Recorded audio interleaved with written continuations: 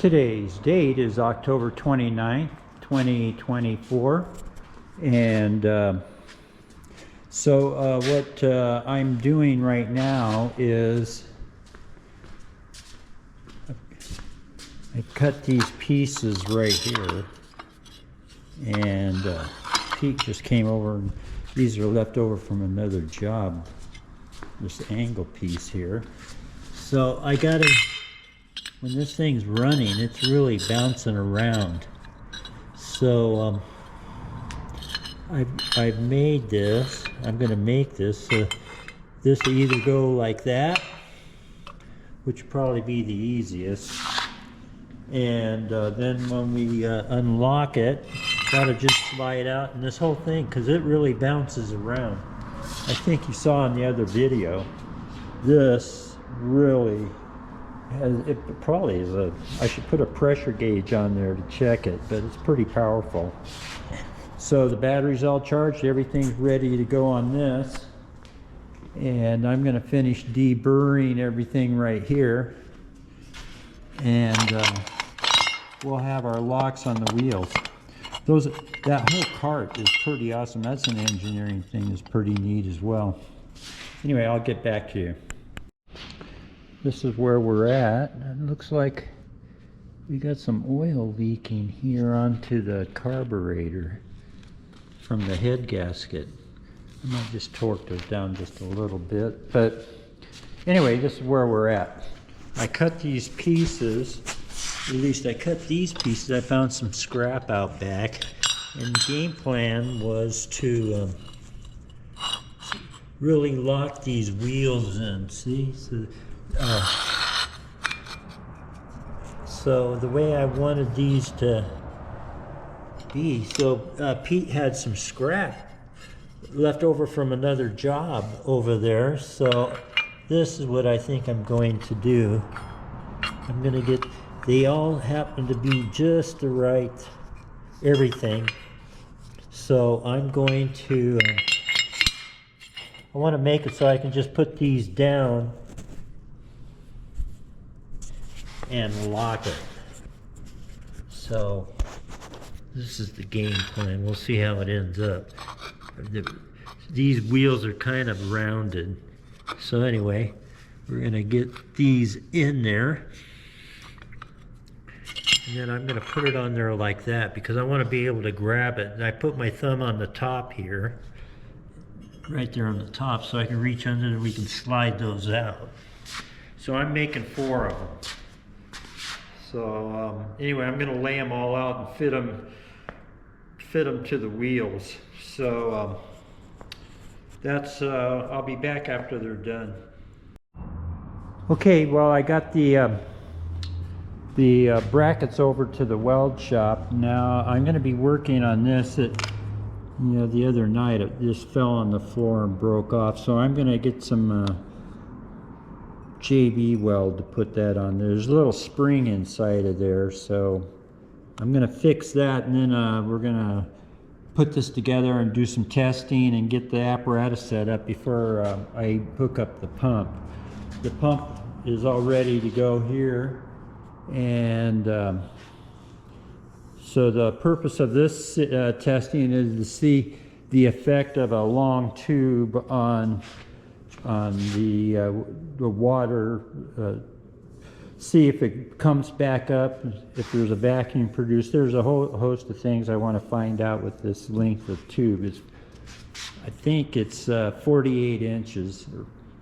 So anyway, that's what I'm going to be working on, and hope this should be working for tomorrow. I said I was going to have it ready by Wednesday, so that's where we're at. Okay, well, here's the spark plug. I got the JB on there right now, so I'm going to let that harden, and then I should be able to test it in a little while, and we'll see if it works. Otherwise, I'll just have to go straight to the electrode. So I'll be back. Today's date is October 30th. 2024, and this is an update on Pete's bottle bells, and when he was telling me about it. This is really beautiful. Plus he put the hanger in. So it's going to be exciting to see how this evolves. So this is after he, this is his artwork. So after he does the heat thing to that, then I haven't heard one yet, but these are next. So it looks like he's plugging away at it. And so it's kind of exciting. Look how pretty that is. This is pretty awesome. So he has to get that pretty hot to turn it blue. So, and that's a lot of torch. You know, acetylene. So anyway, I think that's the update on Pete's bells. So I'll be back. I'm going to be taking some on the Detonation engine today. So this would be part of that as an update. Okay, I'm back. I got to get some light in here. Just a second here. This is over the lathes in the mill.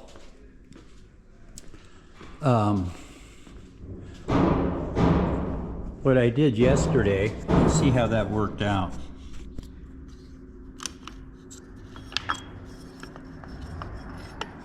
See, I broke the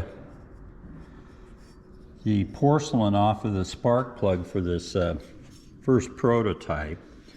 So what I'm going to do now is I got to find my igniter. I think it's down here. Here it is. So I'm going to test that out and see if it's working. If it is, then we'll begin starting to fuel this up, put some water in here and do some testing today. Okay, well, it looks like it's working. You can hear it, you know, if you look. I don't think you can see the spark, but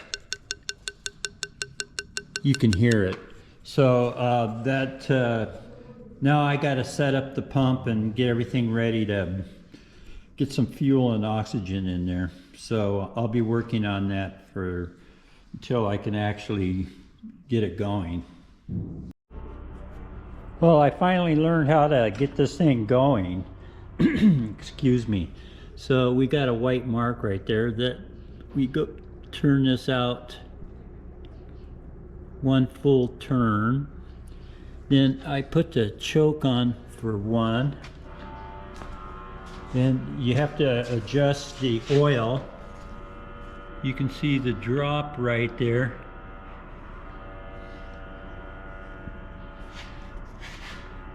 So that that goes down through here and lubricates the piston right here. And these grease cups, I got them going. So then we throw the knife switch, and this is what I'm going to do. The compression on this is so powerful. Takes a lot to overcome it. So I'm going to do this one startup. So I have the fuel on. So to prime the engine, bring some over. Okay, cool. There. Need a hand? No, I'm trying to do it myself here.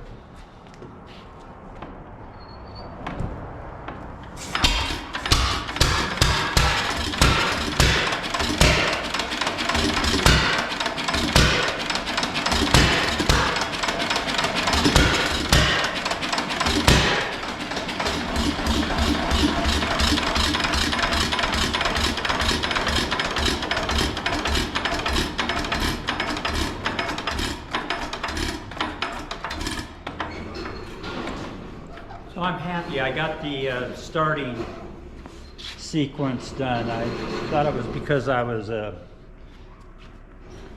little wallflower with no strength, but anyway, you got it figured out, and now I can start that at will now, so I'm real happy about that.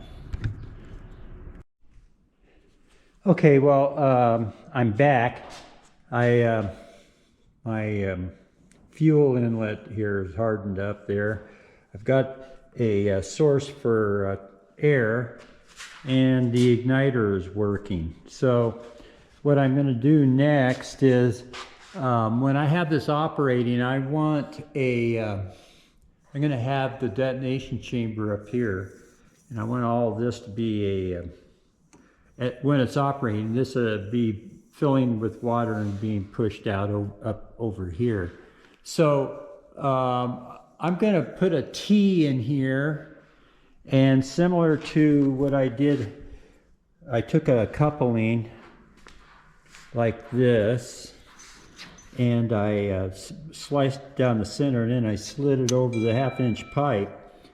And I'm going to use hose clamps. So that's going to be my pressure relief. It's going to be, I want it to be relatively low pressure, and then I can tighten it up as I get into it. So I got to go to Home Depot again and get some copper sleeves. I want a 1/2-inch slip fit. I had one here somewhere. And get some other plumbing items. So, dang, I can't find it. Well, anyway, I'm gonna make my blow-off valve, so I need to get some hose clamps, and see what else I was gonna get. I was gonna get a relay. This is the relay I was gonna use to fire the fuel injector right here. So we'll see. It's just going to be really slow. So because the recovery rate of the pump is really slow, so it was never meant to be a high volume, discharge on it. That would require a higher frequency and a totally different setup. So this is to control the acetylene or ethylene, and that way I don't have to be turning off the valve manually like I was on that first demonstration. So this is kind of like the baby step automation thing here. I was thinking about, I was going through all of my hardware stuff here, and yeah, see, I saw this.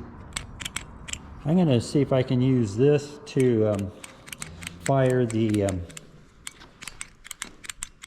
fuel injector for the moment, because I'd really like to control the air right here. I had another fuel injector, but I don't want to take the time to look for it, so I'm going to just use the fuel injector for the fuel and just have air passing through. So anyway, that's what's on the list. The good thing is I got the spark plug is fixed, and it's operating pretty good, and I enlarged my fuel inlet pipe. So I'll be back. I'm gonna go get some hose clamps. Okay, I'm back.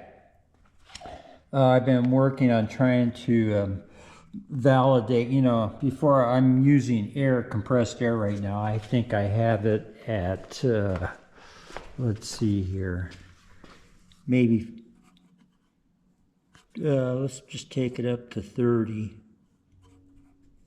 right here. All right, and you should really be able to hear it now. Let me,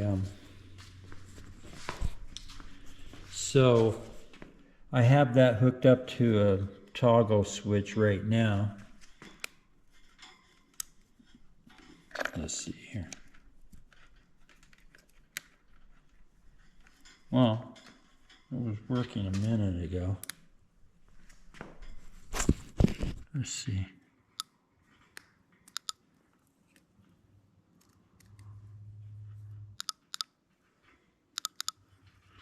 Oh, okay.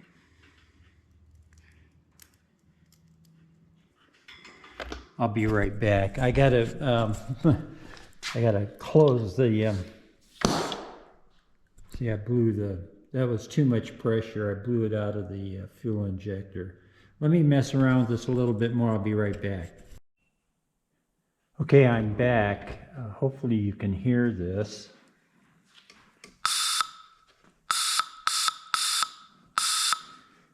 So that means I can take my ethylene and control it now. I was trying to use these momentary switches, but none of them worked. So for the moment, I'm just gonna, that way I don't have to mess with the valve on the my mixing valve. I can just have the ethylene go in there. This is a Bosch fuel injector, by the way. So I don't know. I don't think it'll overheat it. I'm putting 12 volts directly across it. So I got that. Oh, hey.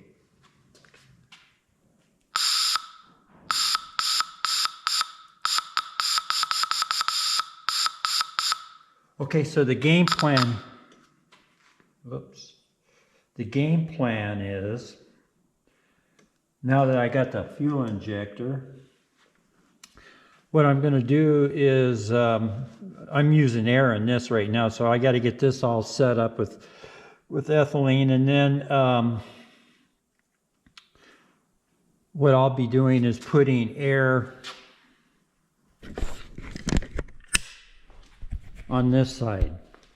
So the air is going to come in here. The way I have this arranged right here, there's a needle and it goes right inside of this tube here. So with the air coming in here, I'd like to have this naturally aspirated, but it's all too small. So anyway, I'm going to use compressed air, get it in the chamber, mix it with the ethylene, and then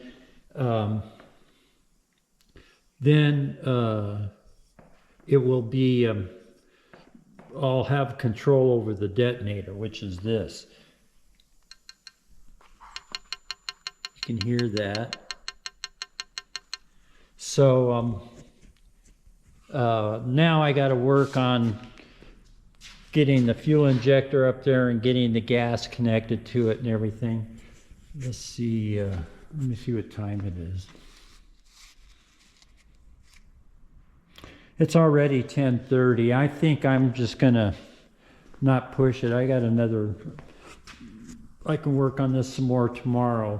But that was getting this all set up and getting the fuel injector working was a big deal for me. So anyway, that's where I'm at for the moment.